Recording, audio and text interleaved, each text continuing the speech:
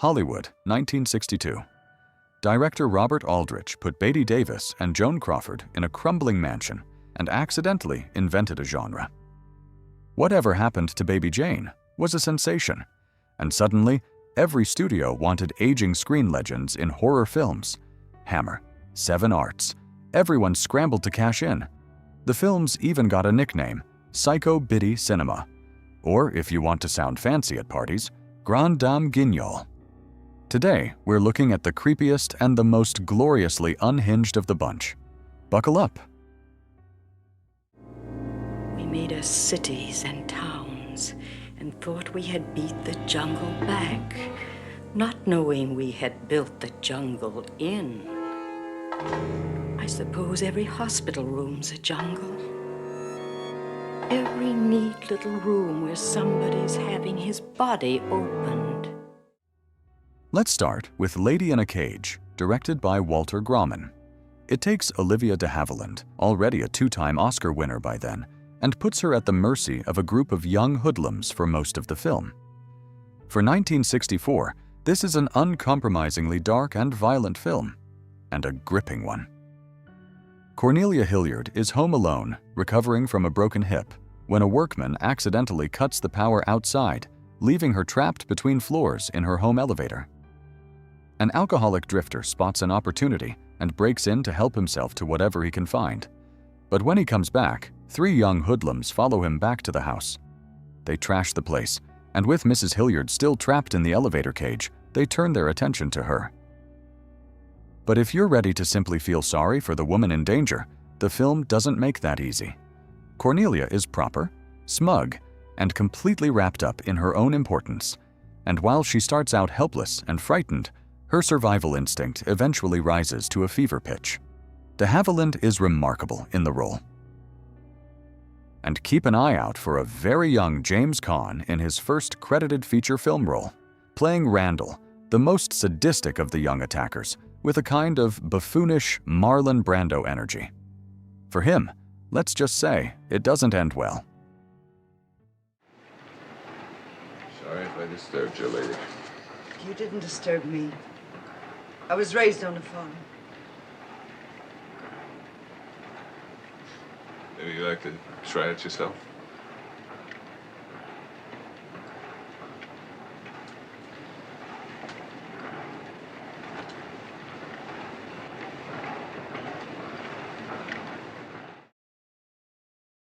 After Whatever Happened to Baby Jane, Joan Crawford stepped into this wave of horror and signed on with shock director William Castle.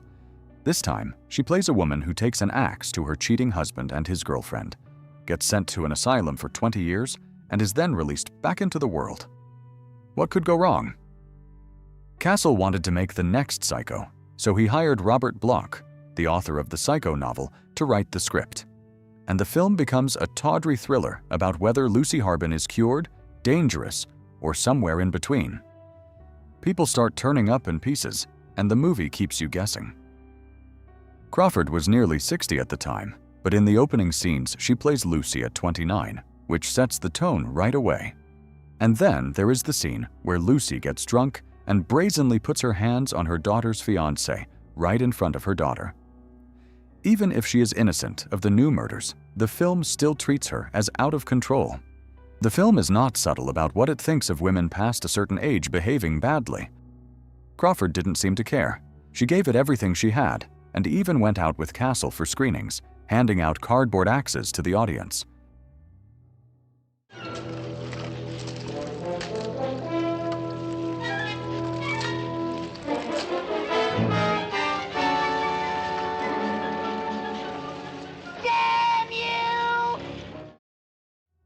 Hush Hush, Sweet Charlotte was supposed to reunite Bette Davis and Joan Crawford, director Robert Aldrich's follow-up to Baby Jane.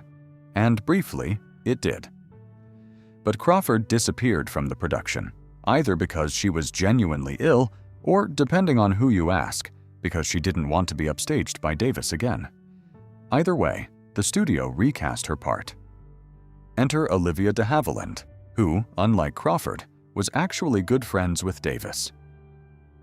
De Havilland plays Miriam, the cousin of Davis's Charlotte, a reclusive Southern belle who has spent the last 37 years in a decaying mansion, blamed by the locals for the gruesome murder of her married lover.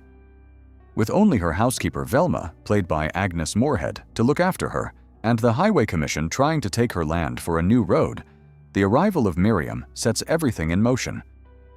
Like Baby Jane, the film keeps shifting the question of who is the victim and who is the predator. Charlotte was a critical success. It earned 7 Oscar nominations, including one for Moorehead, who also won the Golden Globe. And Patti Page's recording of the title song reached number 8 on the Billboard Hot 100. Who are you? You know me. We've seen each other many times. Surely you're not afraid. Not of me. We know one another too well for that. I don't even know your name. Dreams have no names. By the time The Night Walker came along, Barbara Stanwyck was often called the best actress never to have won an Oscar, and by the 1960s, her film career had stalled. William Castle had a way to lure her in, pair her with Robert Taylor, her former husband, for whom she was said to still carry a torch. Written by Robert Bloch, who we already mentioned today, The Night Walker is the least bloody of the Psycho-Biddy films, less a horror movie, more an extended Twilight Zone episode.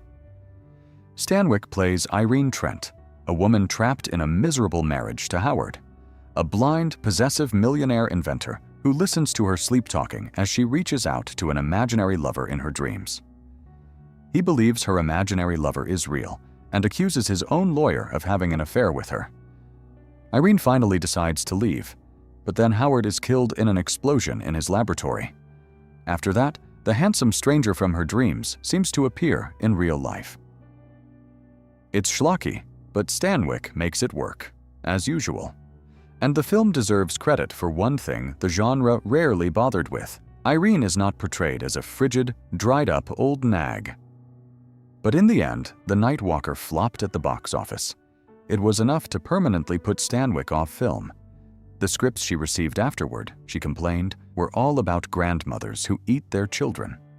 She moved to television, won a few Emmys and a Golden Globe, later received an honorary Academy Award, and never looked back. Nanny understands. She's on your side. No, you're not. You going to eat anything? No. Very well, then go to your room. Bill! To your room!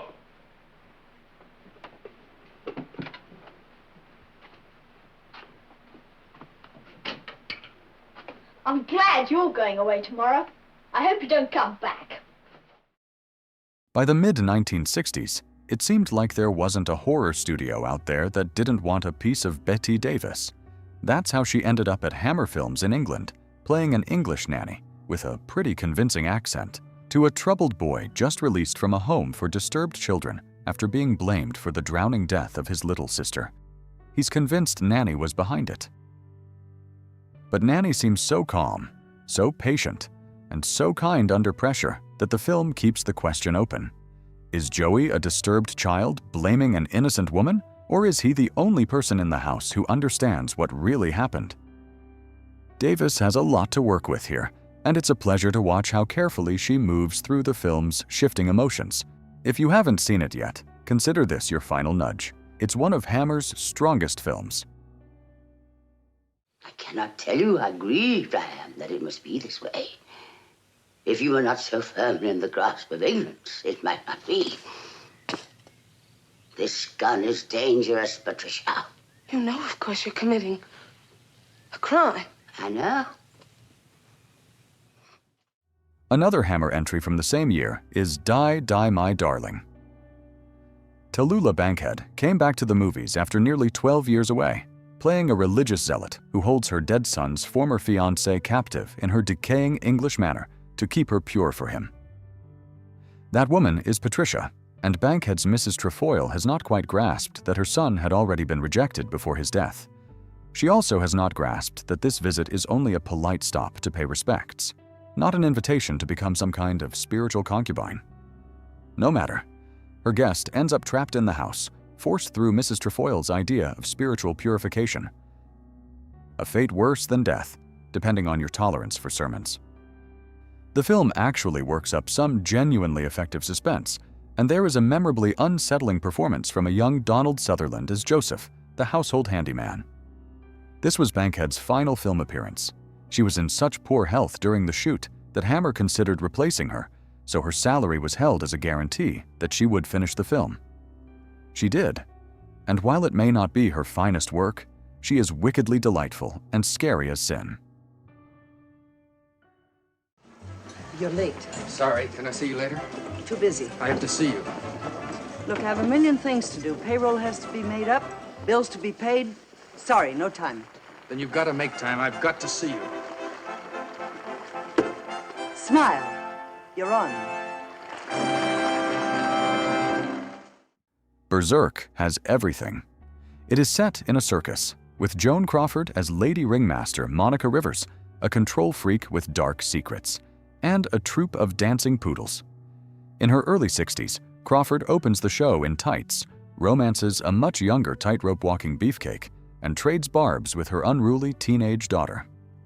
Meanwhile, someone is killing carnies, and the body count climbs. By this point, American studios had become wary of Crawford, and her reputation for drinking was a big part of it. So she went to England, where the arrangement was simple. She could not drink before noon. Crawford considered this reasonable. She was a professional to the end. Ludicrous dialogue and all, Crawford still manages to shine. She also served as script consultant, which may explain a few things, and as was her custom, free Pepsi for the cast and crew.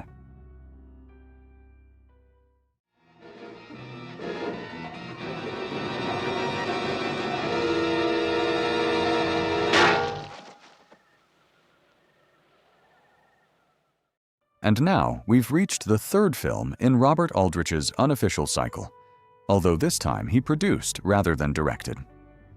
Whatever Happened to Aunt Alice brings back the whatever hook. And once again, the film puts two Hollywood icons against each other.